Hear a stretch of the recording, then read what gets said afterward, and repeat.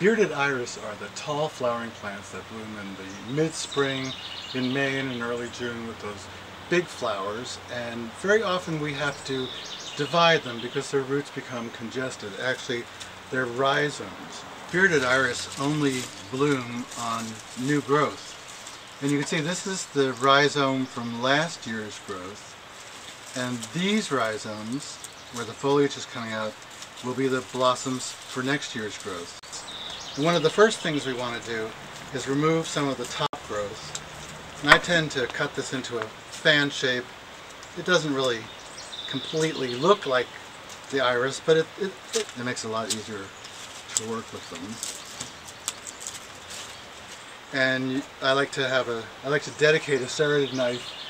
When I say dedicate, do not use this in the kitchen, you know, and use that to cut, or a single-edged razor blade, dangerous but useful. Or our handy Felcos. I happen to like the number 2s, but whichever pair of Felcos you have, and of course you have a pair of Felcos, of course. So I'm just going to cut off this little one first. And one that's this small, that's not going to bloom next year. It may not even bloom for 2 years. But we're still going to do that because this old part isn't going to do any good for the iris at all.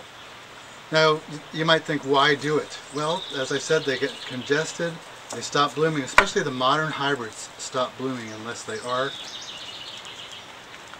old growth is removed. And another reason that I like to do it is there's an awful grub that attacks the iris, and it lives in the rhizome, and it eats it from the inside out, and it kills the plant. And this gives me an opportunity to guard against that. And I'm not sure why it works, but it does. It sends those grubs packing. I do a 10-second dip with my fleshy new growth in 10% bleach and water. And just for 10 seconds. That's why I'm wearing gloves between the knives, some paper towels, so you can see them even better. So here's our wonderful, delicious, fleshy, healthy rhizome. The roots look healthy. Replant that. You can even plant it where your iris were before, or share them with friends, because when you dig it up, you're going to have many, many more plants than you started with. And this is our new growth. This is what's going to bloom next season. And that's all there is to dividing iris. It's simple.